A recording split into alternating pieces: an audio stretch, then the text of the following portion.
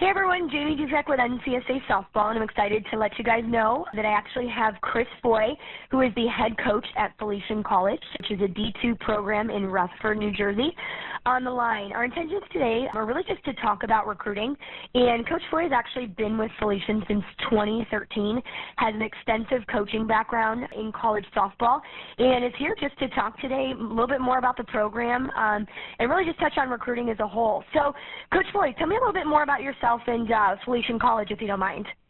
I started as a Division III coach probably 15 years ago, and I did that for 5 or 6 years because I was in a teaching field. That was a part-time job. And then I became a full-time fireman, so I kind of gave the college coaching up for a bit.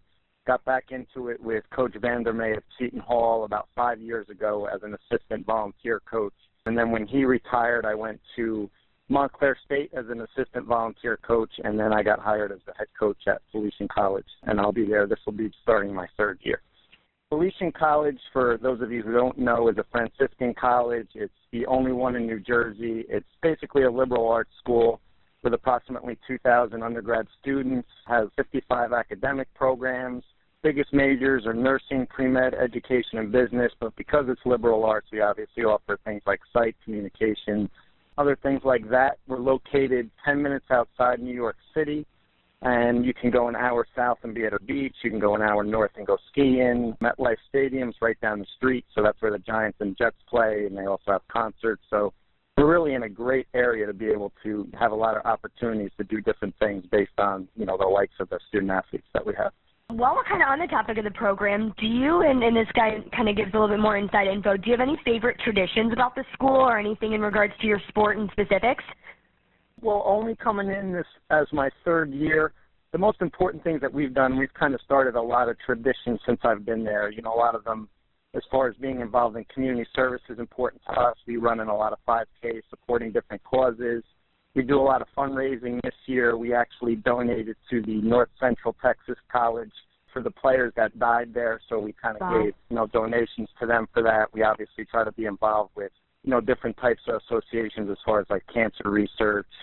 And then we also try and do some alumni things every year, more so a barbecue maybe in the spring after a game, just to obviously keep the alumni involved. They've set the tone and for everybody that's been there now, so keeping them involved even though they're not playing anymore is kind of important to us. And then the main thing I would say we do every year that we like is we go down to spring break in Florida every year to the National Training Center right there in Claremont. And, we rent houses, we rent vans, but that's also great because over the past couple of years, we've had a lot of girls from California and the West Coast, so that gives their parents an opportunity to come out, little mini vacation for them, but also to be able to see, their daughters play for an extended period of time. We'll play about 10 or 12 games down there during that week that we're there.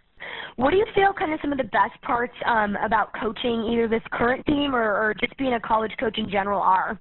Well, this team that I have now, the way that we're built is we graduated 9 players last year, so I'll have about 12 freshmen coming in this year. So probably the 20 or so that I'm going to have this year on the team, only 4 of them weren't my recruits.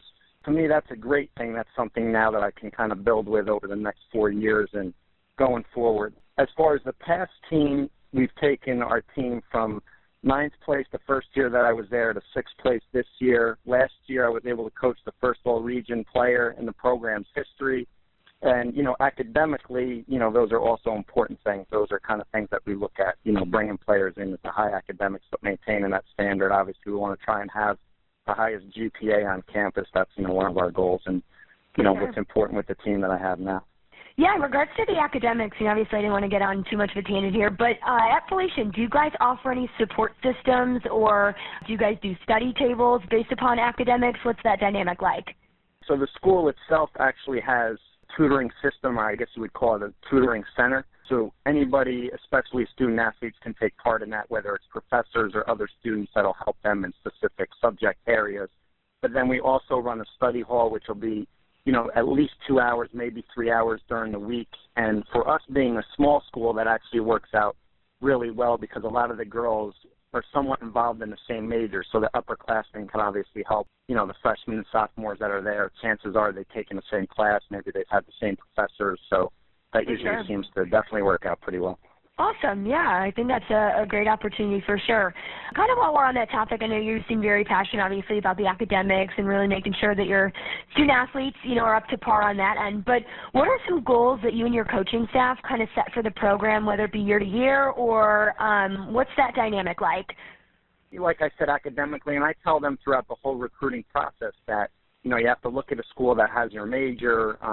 You want to make sure you're going to a place that you want to be for 4 years. But for us, academics is obviously important because we want to make sure they graduate on time. We want to make sure they set themselves up for a job when they graduate. And along those lines, we had one of our players that graduated this year that was nominated for the NCAA Woman of the Year. We've had members that have made all-conference.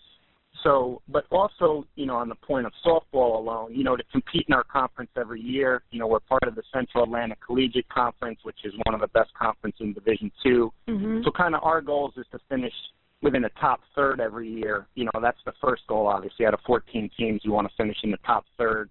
And then, obviously, going forward from there, we want to win the conference. We want to make regionals. So, those are kind of things, obviously, that we're working towards every year. I want to shift gears just a little bit and talk more and get into some more recruiting-based topics. So, being that it's summer, can you explain what your schedule really looks like as a college coach during the summer? During the summer, actually, it's all about recruiting. Obviously, those are the times that we're able to see most of the student athletes that we're recruiting. At least in New Jersey out here, the high school season is the same as our college season. So obviously that's hard for me to be able to get out and see the girls play. So during the summer now, most of the tournaments that I go to that are out here, surrounding areas, I would say I mostly go to recruit, but then I also go out to California, Florida. I went to the Sparkler tournament in Colorado. But, yeah, the timeline is basically almost every weekend I'm out somewhere recruiting. During the week, obviously, I take time to respond to emails and keep contact with the student athletes that are interested in our program.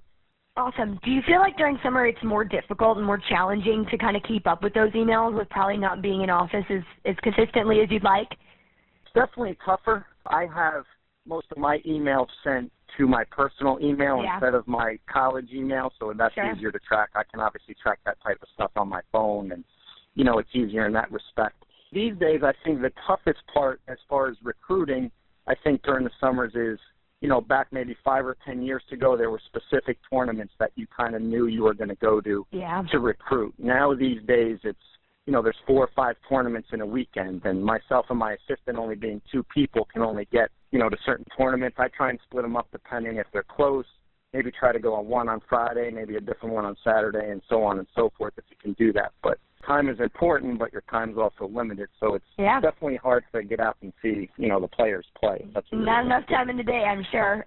Been there, done that. Let's say hypothetically that you've got 2 student athletes that are very, similar and comparable within, their athleticism. What do you feel something that separates one of those athletes if you kind of are in limbo between 2 of them and you're looking to just kind of take one on the roster? Is there anything you look in for particular? Well, I'll look at, major is, part of it, what they want to study in. Mm-hmm. Like I said, going to games, I think, is a big thing. To me, it's important. The intangibles are kind of sometimes more important than the actual skill level. So when you're kind of trying to separate, you want to go and see how a player reacts when things go bad as opposed to when things go good. How do they carry themselves on the field? How do they relate and act with their players on their team? How do they relate and act with their parents? So those things are important. Like I said, to me, getting somebody in for an official and unofficial visit is important because then I can get to know them on a more personal level. What exactly are they looking for? What interests do they have? How are they as a person just in general? And sometimes those things are going to be the deciding factor. When everybody kind of has the same athletic ability, there's got to be other things that you're going to look for that kind of separate that person, like you said, from the next. Can you elaborate a little bit more on the visit side of things? I mean, what does it really take for you to kind of either initiate a kid coming on visit? Do you feel like a lot of kids want to come on visit and try to initiate that with you originally? What does that look like? Well, I try to convince them to come to a visit. I think that's an important thing. And just in speaking with student athletes in the past, they said a deciding factor of where they wanted to choose to go to school was actually going and seeing the school. Was it in an area that they wanted to go to school? Was the size right? What was the location? So those things are important. I absolutely want kids to come for visits, especially if it's somebody that I like. I'll invite them for an official visit, maybe just to see the school, and then if they like it, I'll invite them back for an official visit. So I think those things are definitely important just for them to get an idea of, the school itself. And then on those visits, because, with rules now, you can't talk to a kid so much during the week and definitely at tournaments. So when they can come for, official visits, you can actually sit down with them and kind of talk more about, the athletic side and what they're looking for and what our program in college offers them. With you guys being, a smaller D2 program, what does the official visit process look like? I mean, obviously with limited budgets and things like that. Explain kind of how that process works for Felician. So with us, we usually do is we can cover the cost for them for meals. We can cover the cost for them for staying here. Most of the time they're going to stay with girls on the team, so that's not an issue. When you're talking about getting student athletes coming from further away or from the West Coast, the way it works, at least for us in the past, and I'm not sure if that's going to change or not, but we're kind of pushing for that as coaches, is to be able to cover their flights coming in, because I know that can kind of be a big burden on, some kids and some families coming in. The way it works with us, too, is so they'll come in and maybe they'll go to a couple classes or meet with who they need to meet with. Division II, they can work out with us, so we'll run a practice and they'll work out with us. They'll do an overnight with players on our team, and then I try and get them to come in the fall between September and October if they can, because we play a fall season. Yeah. So we'll have a couple of games in there, so hopefully if they come in maybe on a weekend and our games are on like a Saturday, a doubleheader, then they can actually see us play and what year our kids are, what positions they're playing, just to get a better feel of how they might fit in the future. When you are searching or, you are, kind of looking at a kid online, what are some things, that are your go-to to really kind of make that first initial, evaluation or anything along those lines? Well, looking at video, hitting is a big thing. I think the more that they can do in different styles, if they can maybe do some side toss, if they can do some front toss, if they can do hitting off a tee, just to see them hitting all different types of areas. As far as fielding, I actually look for players, going back to what we look for. To me, pitching and maybe catching is a specialty position. But then after that, we're kind of just looking for athletic kids, and if they can play multiple positions, that's even better. So on their video, if they can play infield, different infield positions, if they can play outfield, we're looking for like ground balls, we're looking for them throwing, we're looking for them receiving. Outfield, the same thing. How can they track? What is their arm like making throws to different bases in the home plate? So, those things are important. You can tell a good amount from those videos. Not everything. What I kind of am looking for, too, and I've told some people when they're making their videos, not to necessarily do an hour or two video and cut it into 5 minutes. I actually want to see them make mistakes, and because I want to see how they rebound from their mistakes. So a lot of videos sometimes you get are perfect, and that's probably not going to be a perfect player. But you want to be able to see the mistakes. Right. Absolutely. So you want to be able to see the mistakes and, how they adjust hitting-wise. If maybe they're hitting fly balls, what are they doing to adjust to that? And if they miss a ground ball, are they staying with the play? So you're not going to be able to tell too much about a player, but it definitely are things that pique your interest and know that, hey, this is a player that I want to make time to go and see, in a tournament or at some point during the summer. What does your recruiting timeline look like at Felician? Smaller D2 program, East Coast. Talk to me about where you're at with your recruiting and kind of going a little bit more into detail on that. Recruiting-wise, like I said, it's mostly spent during the summer.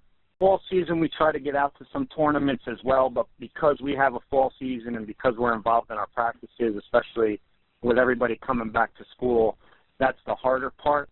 Starting in June, I would say probably up to the first week in August, that's when it kind of seems all these showcase tournaments are going on, all the, the national tournaments, the ASA Nationals, the Pony Nationals, the USSSA Nationals.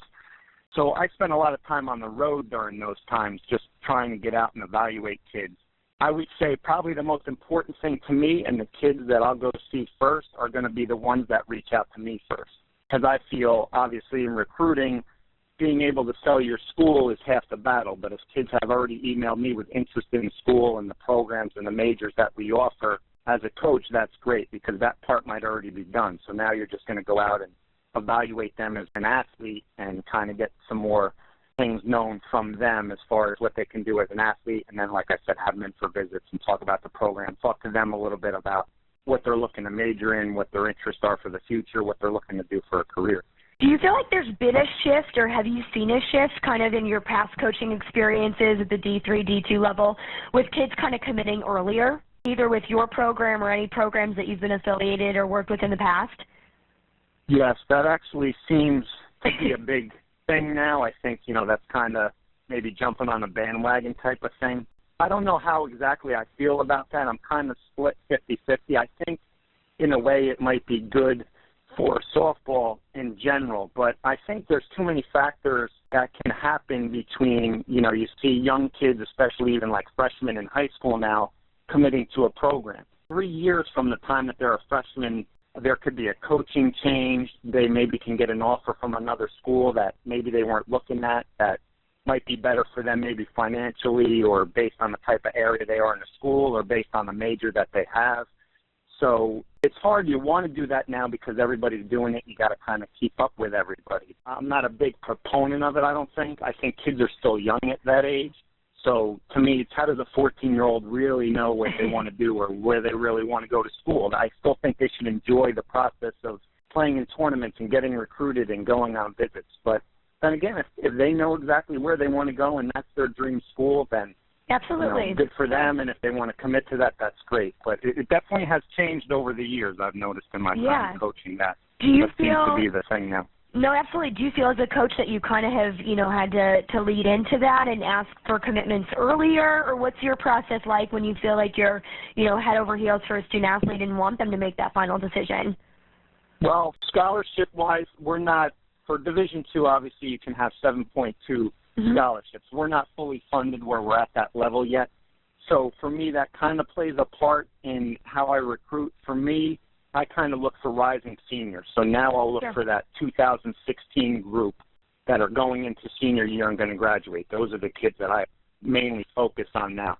Doesn't mean that when I go out and recruit that I don't take notes or look at other kids that, might be younger than that, sophomores and juniors in high school. But for me, I think I'm able to still get the player that I want, the player that's still going to be successful and help our program, only being, a year out from graduation as opposed to really looking at freshmen and sophomores. We've been successful in that. I think we can continue that. So, like I said, doesn't mean I won't take notice of those kids, but those aren't really the kids that I'm going and looking for now. I'm looking for that rising senior name. Sure. Do you feel like a travel team an athlete is on plays a role in their recruiting process, whether it be the tournament teams that they're attending, how competitive the travel team is? What's your thought on that?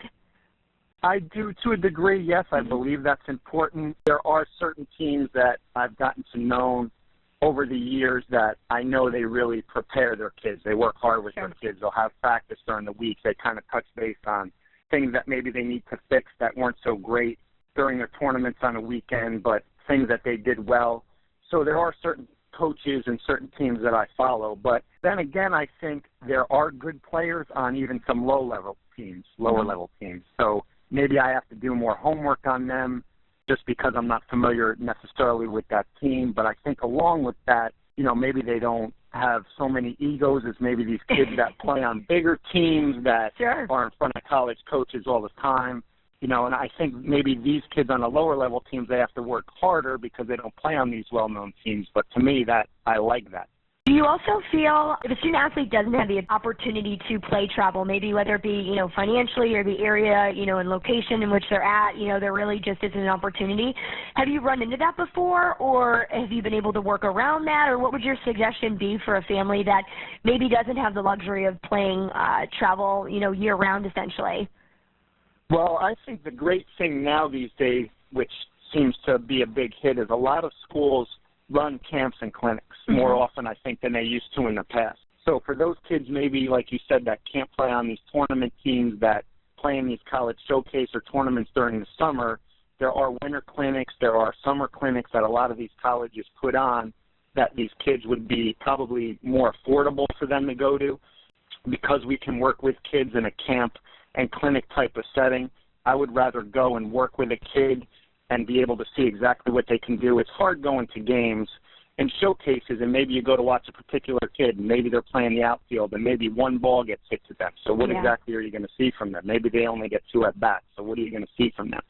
So I think for, like you said, those kids that can't maybe afford that, I think they should go to as many camps and clinics as they can, especially if they have an interest in a school and that school is running a camp or clinic.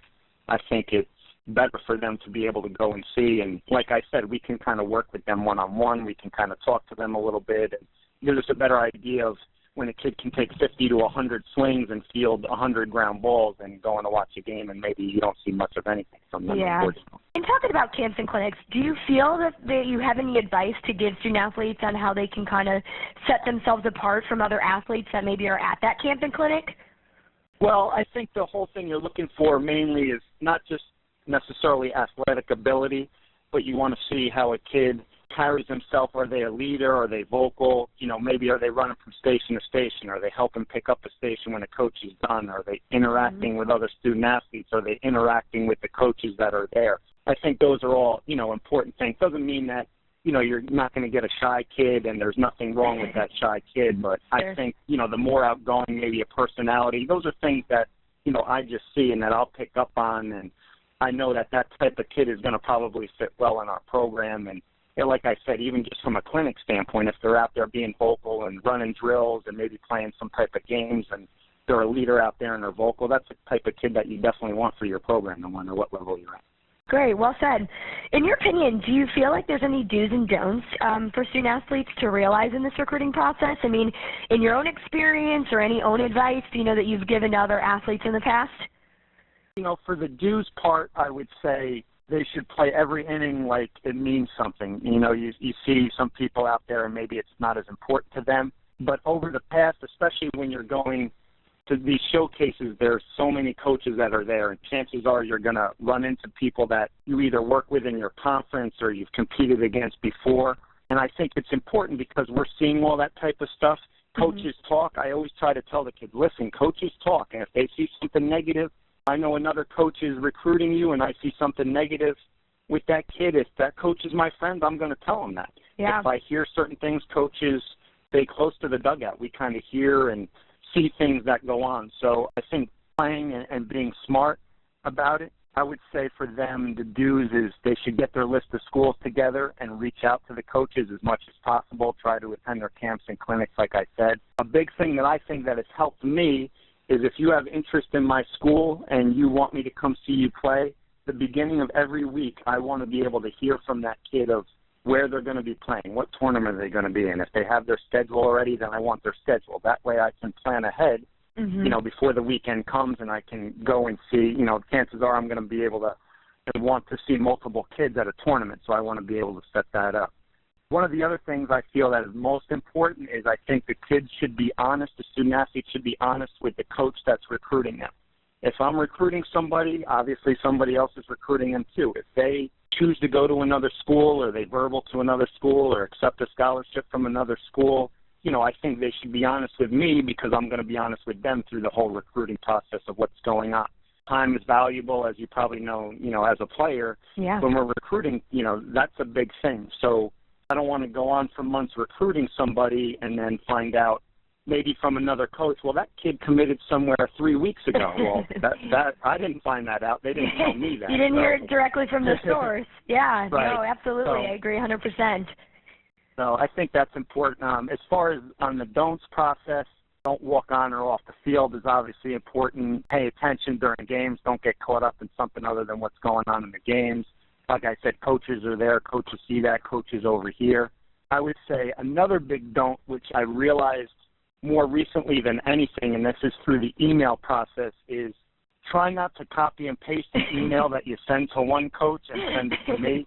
You know, proofread what you're doing because, honestly, it does happen. It may be a surprise to some parents and some student athletes to hear that, but, you know, whether it's, you know, you're cutting the process in half, obviously, if you're sending a bunch of emails out to certain coaches, but I've definitely gotten, you know, emails from student athletes that say they were interested in my program and put another coach's name or another coach's school in there. So to me, that's a big thing because that's going to be a turn-off right from the start before I even get to know you. Sure. You know, put a little creativity into your email and at least make me think that it's unique to New York College and our softball program. That's, you know, absolutely a tough thing that I've been seeing a lot of lately. So no, you know, there's absolutely. no reason that can't be fixed. I think while we're on the topic of emailing, how important do you feel it is for the student athlete to be the one to initiate contact with coaches? Not necessarily wait back for coaches, you know, to contact them or even have mom and dad contact them. What's your thoughts on that? I definitely think that the student athlete should do that. That should be the main thing. Like I said, I there's thousands of kids out there, and I may only be, recruiting for 4 or 5 positions each year. Chances are it's easier for me to find out about you by you contacting me. Like I had mentioned before, having a student athlete interested in your school is half the battle as far as the recruiting process. I'm going to go out and look at the kids in a tournament that have interest in our college and email me and make the first contact. And honestly, I love hearing from my recruits every week. I love, I always tell them, good luck this weekend if I can't make it out and I can't see you play, but let me know how you and your team did. How well did you do? How did your team do? Obviously, that's important. I want to know what they think about their team, and it's not important for me to know, hey, I went 2 for 2 and I hit a home run. Well, no, how'd your team do? How'd the other players on your team do? That's important, but I think initiating contact is a big thing now. What about phone calls? Do you get a lot of phone calls from recruits? Do you like phone calls? What's your thought on that? Definitely like phone calls. I would say probably more emails that I get than anything as far as opposed to phone calls. Kids these days, as much as like social media and as much as outgoing as they want to be, I think they're kind of a little maybe scared to call me. Not that they necessarily can hide behind an email per se. I think it's easier, obviously, to talk in person if we're face-to-face. So I would say their first communication or maybe their main communication is through email first, and then I think as we get comfortable through email, they kind of can open up a little bit, and then we'll get into that phone call process. But I would say early on it's more the email than the phone call process. Do you have any tips for student athletes that might feel, a little bit intimidated or might feel a little bit shy about maybe making that phone call? I think you made a really great point about building up, that relationship and that rapport, through emails and then kind of taking it to the next step. But let's say you're at that next step and that student athlete wants to schedule a time, to talk a little bit more and get into some more details. What are some tips that maybe you have for them? Well, I would say definitely to reach out when they feel comfortable. I would say for them, and I have no problem answering questions, I would rather have a student athlete ask me 1,000 questions if they have it, because it's easier for me to give them the information that they're looking for instead of me rambling on about things about our program or maybe particulars that maybe they're not so interested in at that point. I've always been taught through other coaches and just life in general, knowledge is power. So the more questions that they can ask, the more information I'm going to be able to give them, and they're going to definitely get a better idea about, our program and, where our school is located, how we run our program. So for them, I would say call me and just pepper me with questions because, that's what I love. I think that's, important. And then I'll ask them, obviously, a couple questions. Like I said, the intangible things, are important to me just outside of softball. What maybe kind of clubs or organizations are they involved in? What do they like to do with their friends when they actually have free time? I mean, I think that's somewhat maybe of a problem these days, too, is kids are involved so much in softball. I want them to be able to live their life. We're somewhat limited, obviously, on hours that we can have during the fall, but, we have a good time, and, they're able to live their life. It's not just softball when they get to Felician. Those are obviously important things. So, I think they need to experience those things. And I'll ask them, what do they do in their free time and, what are their hobbies and what are their interests, and getting to know a little bit more about them than, just what they do on the softball field, I think is important. Absolutely. Do you like the dynamic of having mom, dad, or a guardian, on the phone too and kind of being part of that conversation over the phone as well? I think it's important. One of they're obviously a great support system for their daughters. A lot of them are going to probably be fitting most of the bill for when they send their kids to college. So, obviously I think that's important. I think for parents, probably the most important thing is they want to know their daughter is going to be taken care of. They want to know that, their daughter feels comfortable going to the college that they're going to be going to, playing for the coach that hopefully they're going to be playing for. Parents are obviously, they've been through the whole step of when most of the student athletes have been playing softball, and college is a big choice. I mean, it's a big 4 years of your life, especially when it comes down to deciding where you're going to go and where you're not going to go. So I think it's important. Obviously, parents are going to have different questions maybe than a student athlete has that is going to be important in the whole recruiting process and making decisions when it comes to the end. So definitely parents should be involved. If you do have any advice for parents in this process, what would it be? For parents, like I said, I think it's important, that they get involved what they're doing with their kids. In the same respect, I think parents kind of these days maybe are more, involved of, giving their daughter maybe the best that they can get, getting hitting coaches, getting pitching coaches and doing those things. But, at the end of the day, I think, I want them to know that it's their daughter that I'm recruiting and not necessarily them. So like I said, I think it's good that they're involved through the whole process. But I think to a point, their daughter should really handle most of the recruiting process because they're the ones that are going to feel comfortable going to play for a certain coach, like I said, and going to a certain school. Doesn't mean that I'm not recruiting the family and the parents in the process too, because at Felician, they play a big role. I think, they're very supportive of us. They do anything they can. They always ask me questions. What can we do? Can we help you, with fundraisers? But, when we go to games as coaches, obviously most of the parents are there. Well, we definitely, besides looking at that student athlete, we're looking at how the parents are. Is it the type of parent that's, on top of their kid or maybe yelling at their kid? Are they yelling at the umps? Are they telling the coach, where their daughter should be playing or their daughter's not playing enough? So, I would say that, when we're there watching your daughter play, don't think for a minute that I'm not watching how the parents act. And, you can easily tell sometimes who the parent is of particular kids. And sometimes that could be a turnoff because if that's happening at this stage of the game, chances are that's going to carry over to college. And at the college level, that's something we definitely don't, accept. No, absolutely. That's not part of it. Our parents are supportive. They're not there to kind of tell us about playing time and, things like that. Exactly. Do you feel like that scenario that you just described has been like a make-or-break process for student-athletes in the past? In myself, I really haven't seen too much of it of the student-athletes I've been recruiting. Fortunately, maybe I'm fortunate in that respect, but I've seen it happen at games for, other student-athletes that coaching friends of mine have been recruiting. And, we'll definitely talk about it. Like I said, we see these things, we see that dynamic, and that's not something, not that that's necessarily going to carry over, but the good chances are that might carry over. And if that parent is that involved in a negative respect now, there's a good chance that, if things don't go the way that that parent or that student athlete wants it to go when they get to college, chances are that's going to kind of be the same thing that you're going to be seeing, and that's just one thing you obviously don't want to deal with. Absolutely. Hearing you loud and clear on that one. Really just my last and final question is if you had to leave a few takeaways for student-athletes today, what would your final piece of advice be? Softball these days, it's kind of taken off, honestly. Like we've talked about before, you've kind of seen the transition of there's a lot more tournaments, there's a lot more showcases, there's a lot more teams. Softball, to me, is actually like blowing up across the country. You can see it with the professional leagues now. So I think it's great for the student-athlete, but that also means that there's more kids that they are going to have to compete against to be able to get to the next level, whether it's Division III where maybe you're not getting a scholarship, obviously, or Division II or Division I where not only are you fighting for a roster spot, but maybe you're fighting for some scholarship money. Sure. So I think in the same respect as softball's been great and it's definitely worldwide now, there's definitely a lot more players. The schools kind of stay the same and the roster spots kind of stay the same, but now you have thousands of more girls competing. So going back to some of the things that we talked about, I think reaching out to colleges is important, making that initial contact.